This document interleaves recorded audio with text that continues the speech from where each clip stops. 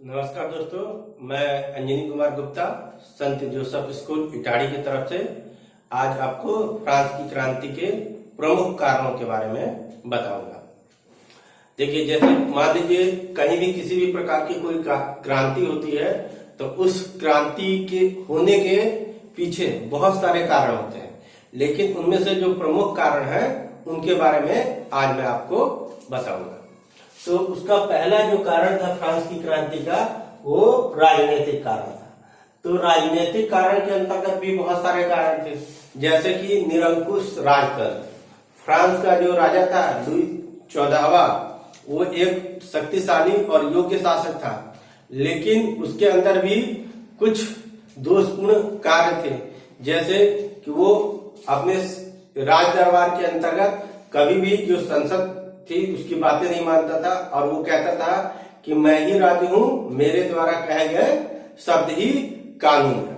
उसके बाद वो राजा बनने के साथ साथ वो अपनी मनमानी किया करता था, यानी कि अपने मंत्रिमंडल के सदस्यों की कोई भी बात को नहीं माना करता था। साथ साथ में उसके अंतर्गत ये भी थी कि वो जनता के प्रति कोई भी अपनी जिम्मेदारी को नहीं समझता था, जैसे उनकी किसी भी समस्याओं के ऊपर ध्यान न देना या उसके किसी भी कष्ट के प्रति उसका कोई भी अपना उत्तरदायी वो नहीं समझता था।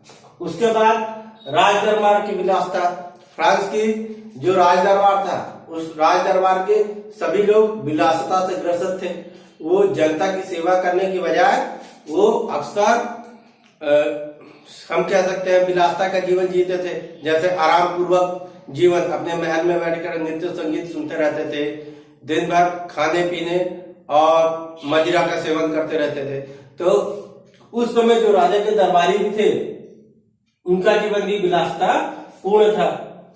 और उसके बाद इस विलासिता के कारण उस राजा के राज्य के अंदर भ्रष्टाचार धीरे धीरे बढ़ता गया, और भ्रष्टाचार के जैसे जैसे भ्रष्टाचार बढ़ते गया, लोगों के अंदर आक्रोश की भावना उत्पन्न होने लगी कि जैसे भ्रष्टाचार के कारण योग्य लोगों को योग्य पद नहीं मिला करते थे, या उनका कार्य बिना पैसे के या किसी भी कारण से नहीं हुआ करता था। तो ये लोगों के अंदर एक हम कह सकते हैं विरोध की भावना उत्पन्न होना प्रारंभ हुई। उसके बाद न्याय व्यवस्था की दुर्बलता। उसके साथ साथ फ्रांस के अंदर न्याय भी सबको नहीं मिलता था, क्योंकि वहां का जो न्याय था तो वहां पे पोप का और कुलीनों का वहां पे विशेष अधिकार था, जिसके फलस्वरूप जो राजा के बाद तक उनकी बात भी, जैसे सामान्य वर्ग के लोग हैं, उनकी बात भी नहीं पहुंचती थी, और उन लोगों को बहुत कष्ट हुआ करता था। किसी प्रकार की समस्या में उनको कोई भी न्याय नहीं मिलता था। और प्रशासनिक अव्यवस्था। भ्रष्टाचार अधिक होने के कारण कुछ लोग अपने सगे संबंधी रिश्तेदारों को योग्य पदों पे नियुक्त कर दिया करते थे, और साथ साथ ये भी था कि जो योग्य व्यक्ति थे वो उनको नहीं मिलता था, क्योंकि राजा के समय उस समय ऐसी व्यवस्था थी कि जो पद थे, जैसे राजा के बाद राजा का पुत्र ही बनता था, तो उसी तरीके से राज दरबार के अंदर भी कुछ जो पद थे वो कुलीनों के लिए आरक्षित कर दिए गए थे कि इस पद के ऊपर कुलीन व्यक्ति का ही व्यक्ति इस पे शासन करेगा या इस पे बैठेगा, दूसरा व्यक्ति नहीं बैठ सकता। तो ये सभी अव्यवस्था के कारण उसमें क्रांति का विद्रोह हुआ। उसके बाद हम उसके दूसरे कारण पे आ जाते हैं, सामाजिक कारण। तो उसका सामाजिक कारण, जैसे समाज के अंदर वहां की जो फ्रांस की जनता थी उसको 3 भागों में बांटा गया था। एक प्रथम स्टेट था जिसको कि हम पादरी वर्ग कहते हैं, या पोप का शासन व्यवस्था थी, यानी कि वो धर्म के अनुयायी थी, तो इनको सबसे उच्च वर्ग के अंतर्गत रखा गया था। दूसरा वर्ग था कुलीन वर्ग। इसके अंतर्गत वहां के पूंजीपति, अमीर और राजा के रिश्तेदार, या हम कह सकते हैं राज दरबार में काम करने वाले लोग आया करते थे। तो इनके पास बहुत सारे विशेष अधिकार थे, ये कर भी नहीं दिया करते थे।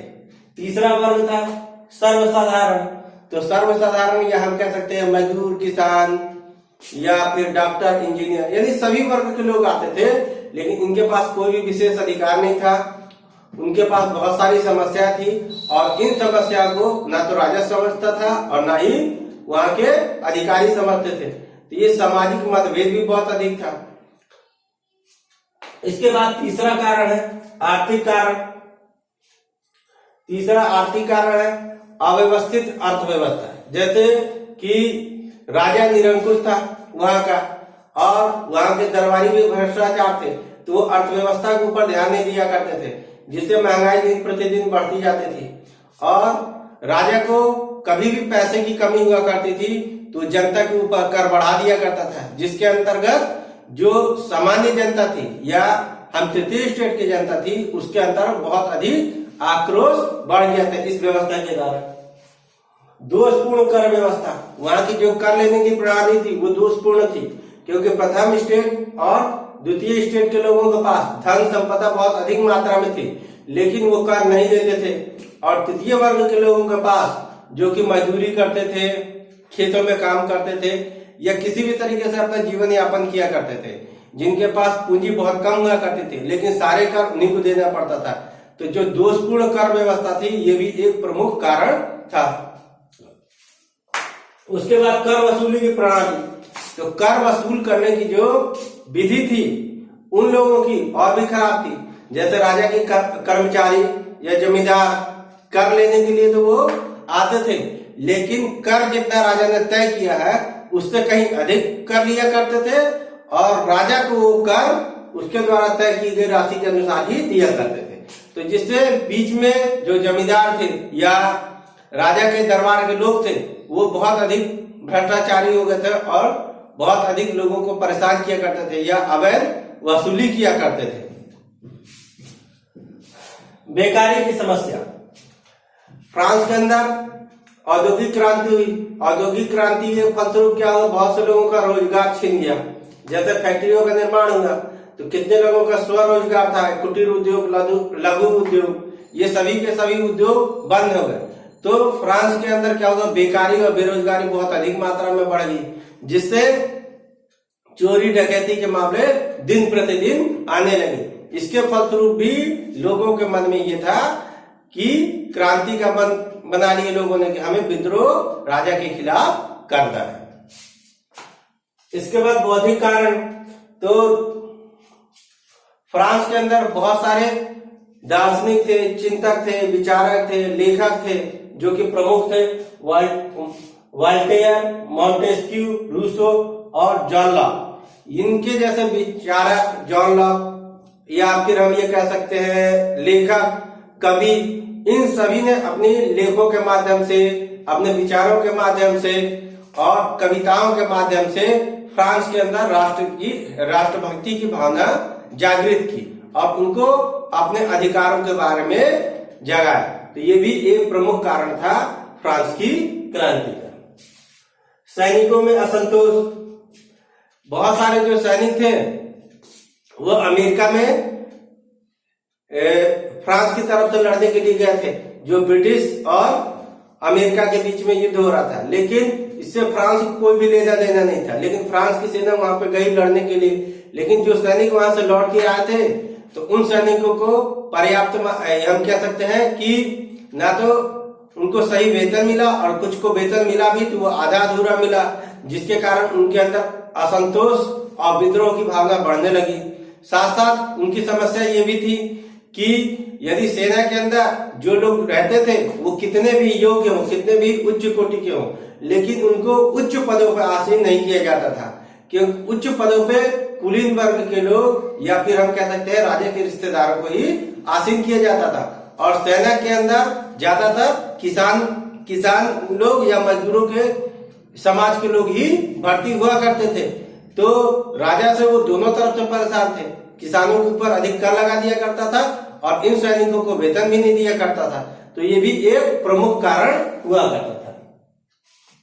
विदेशी घटनाओं का प्रभाव, फ्रांस की क्रांति के अंतर्गत विदेश की घटनाएं हैं, जैसे अमेरिका की क्रांति का बहुत बड़ा प्रभाव था, इसके बारे में हम लोग पढ़ चुके हैं। ब्रिटेन के अंदर भी एक क्रांति हुई थी 1618 ईस्वी में, उसके बाद उसमें विद्रोह किया गया। उसके बाद जो राजा की जो शक्ति थी उसको सीमित कर दिया गया और संसदीय प्रणाली की व्यवस्था की गई। तो फ्रांस के लोग भी चाहते थे कि फ्रांस के अंदर संसदीय प्रणाली की व्यवस्था की जाए और उसको लागू किया जाए, लेकिन फ्रांस का जो राजा था इन चीजों को वो नहीं चाहता था। इस कारण भी फ्रांस के लोगों के अंदर क्रांति की भावना उत्पन्न हुई। उसके बाद लुई 16वां की अयोग्यता। लुई 16वां जो था वह एक अयोग्य शासक था और उसकी रानी ऑस्ट्रिया की जो राजकुमारी थी वो भी एक अयोग्य थी। उसके पास फजूल खर्ची बहुत अधिक थी और एक तरीके से हम ये कह सकते हैं वो अपने रिश्तेदारों और सगे संबंधियों को ज्यादा प्राथमिकता देते थे और इनके ये रिश्तेदार और सगे संबंधी ज्यादातर भ्रष्टाचारी थे जो कि भ्रष्टाचार युक्त कार्य करते थे और चापलूसों की वहां पे जो एक तरीके से बोलबाला बहुत ही अधिक था, जो राजा का गुणगान करके वो किसी भी पद को प्राप्त कर लेते थे और राजा से किसी भी प्रकार की चीजें प्राप्त कर लेते थे।